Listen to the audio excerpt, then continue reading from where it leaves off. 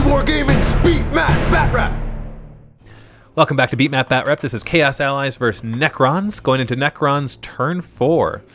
So does the Tomb Blade continue to run back? Yes, he does. He has to roll double ones in order to not, because he's below 25%, or he's 25% or less of him left. That doesn't make any sense. Doesn't really matter. Immortals move up through the river thinking, hey, we got to go grab the other objective. We'll let the Ghost Ark come back and grab this objective.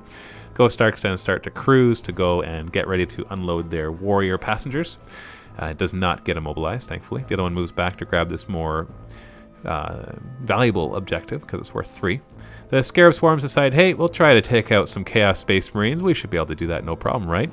Doomsday Ark then fires onto the Obliterators. Manages to only scatter about 3 inches, hitting 2 of them, wounding 2 of them, but they do get their invulnerable save and they both fail it, so they both get insta-killed. Luckily for him, the one that only had 1 wound left was part of that. Then rapid firing into his Screamers. Managed to inflict a lot of hits, but unfortunately not enough wounds to kill them all. Only killed 2 of them. They have 2 wounds each. Sorry, yeah, 2.5 of them. Then the Scarab Swarms, they would charge in, and that double 6 was for, I don't actually remember. I think that was the charge distance for the raise, so they get in just fine. And so they charge in, and one of them, oh, there was the Overwatch shots. That's what we forgot. So they manages to inflict a wound on one of the wraiths, and also does not do anything to the Scarab Swarms, though. So attacking, the Sorcerer hurts one of the spiders, and then they hit back and get 3 hits. They get 2 wounds. He puts them both on the Sorcerer, and boom! He makes both of his invulnerable saves, which means his Power Fist still gets to go. Actually manages to kill off 2 of the spiders. So finally, he's making some headway through these close combat attacks. Charges in, he gets to go first, or sorry, not get charged in, piles in. Hitting on 3s, wounding on 3s, and I get a 5+ save. He actually manages to kill 2 of the bases, and only 1 wound is left. I hit him back, manage 1 hit, and no wounds, and then he piles in. So once again, he's gaining some momentum here on the close combat. The guys in front are initiative 1 because of the whip coils. The other ones do pile in at their higher initiative, and they get to hit first. The Power Fist doesn't get to go. Why are you moving the Power Fist? That's right, move it back. And then the other ones move up, and they get to attack. They're hitting on 4s, and then wounding on 4s as well. Only inflicts 3 wounds. I fail all 3 of them, though. So he does manage to kill one and put a wound on another one. Get all this wound allocation shenanigans going on here. I hit him back. Only have 4 attacks at this point. And, why didn't I do 4? Why didn't I do 6? There was 3 guys. Oh well, I don't remember the reason. There probably was a reason. So I hit back and managed to kill a couple of his guys. Yes. Now the rest of his guys at initiative 1 do attack. The red ones are Power Fists. And manages a bunch of wounds, and I save them all. But still, he did pretty well there, taking down some of those wraiths. Chaos Turn 4. His last Demonettes finally arrive. They automatically arrive because it's turn 4. They decide to deep strike right beside that objective because there's an icon nearby, so they can make sure to hold that objective. The Screamers move up, wanting to grab that objective and take down that Ghost Ark. And then his Herald moves up as well. Takes a pot shot with the last cannon at the Doomsday Ark, manages to hit it, but does not penetrate. Doesn't even glance, unfortunately. And then the Demonettes run to hold that objective and spread themselves out a little bit. And then we've got a charge. So the Herald decides to charge in to try to help finish off that monstrous creature. The Screamers also charge into the Ghost Ark. They're all strength 5 rending, I think. Whatever it is, they are quite effective at taking out vehicles. Sorry, they have Armor Bane as well, so they get 2d6 armor penetration. And then he finally takes out that last Scarab Swarm. I say finally, but it doesn't really matter. That's a fast attack kill for him, so that is another point. And then he gets to roll tons of automatic hits because that Ghost Ark actually didn't move. And so he's, I think the 7s are glances, and then he gets 4 penetrating hits, and so he does manage to explode it, which means he will get hit with strength 3 hits, and I'll get hit with strength 4. So his 2 guys, one of them does take a wound, but he does make a save. And then my guys inside, 5 of them take wounds, yeah, and then most of them make their saves. Only one of them goes down. And do I get pinned? I do not. Then he attacks the Tomb Spider, manages 4 hits, and does not kill it though, because this one guy's only strength 4. And I'm toughness 6. And then he manages 1 wound on him. I do manage to hit back. I'm going to hit these guys because I'm hoping to kill off his Sorcerer finally.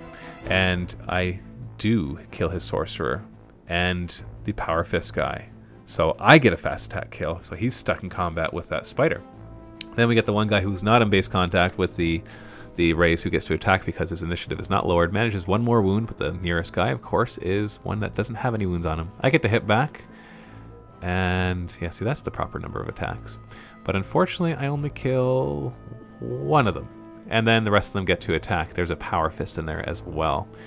And I fail 3 saves, so that actually finishes off the raise. So he finally kills the raise. I think they did pretty well, though. I'm pretty happy with them. That does give him another fast attack kill, which ties up the score so far. But it's really going to come down to the objectives at the end. So end of round 4, we take a look. Chaos are starting to hold their ground, but they're kind of pinned back in their corner. The Obliterators are almost all gone. He's taking heavy, heavy casualties. But you can see that he is resilient. He's killed off most of the fast attack choices. All the fast attack. No, most of them. Because the one Tomb Blade hasn't run off the board yet. And so the first thing that happens in my turn, in turn 5, is all of my warriors decide to disembark, because if they don't disembark, then they can't hold objectives. And my Tomb Blade does not run off the board, but he's almost gone. Disembarking more warriors to grab this objective. Moving the Immortals up to grab this objective. And I did a run at the same time, which is why they're moving so far. And then moving the Ghost Arc, just trying to block line of fire or charging or something. The warriors then rapid fire into the Screamers, managing a bunch of wounds, and I do finish the 2 of them off. So that is a fast attack point for me. So another kill. Doomsday Arc fires at the Obliterator, scatters really far off. That's his first miss, though. He had 3 solid turns of shooting, so I can't complain about that. He attacks my Spider in close combat, does manage to finally kill it. So it is gone. Chaos turn 5. You can see the turns are wrapping up now as there's much less happening. He moves up his Chaos Space Marines. He's determined to try to take me off of my objectives, because if he actually manages to take me off this one objective at the front and grab it, and if he manages to pull me off with my Immortals off the other one using his special thing, my warriors, then he can actually tie the game up. But he fails that Pavane or whatever it's called, does not manage to move them off, and all of his firing cannot take down these warriors. So he is fighting a losing battle here. He does fire a plasma cannon in there. It manages to inflict a bunch of wounds, but I do get cover saves, but 4 of them do go down. The question is, do I run? And the answer is no. How many of them come back? Let's find out. Only 1 of them. But still, they are standing there, and he's just having a hard time finishing them off. He attempts to charge, because if he does that, then he can grab that objective, but he fails both charges, which means it's game over, Chaos. So, final score, 12-6. It sounds like it was a one-sided game, and it was for the majority of it. You do feel that way, right? The Necrons is kind of where we're pushing over. But at the end there, you did actually have a chance to come back and at least make it a tie. If he had made his, it was not Lash's submission, but it was the thing that's like it. Of Slanish, yeah, or whatever it's called. Yeah.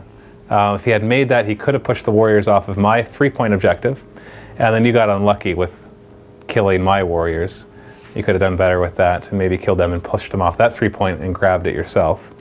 But in the end, and that would have actually tied up the game, because I would have lost 3, you would have gained 3, so it'd be 9-9.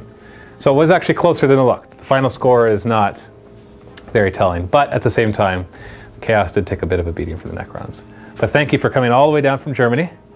You probably are the person to travel the furthest. I obviously can't say specifically for a beatmap Batrep, but you're definitely, I don't think anybody's come further than Germany in one of the beatmap Batreps, so that's kind of cool. So thank you very much. Say something in German. Man sieht sich. All right, well, this is Matthew and Philip. If you're a Vault member, stay tuned for the post-game show where we'll talk a bit about the game. And happy wargaming.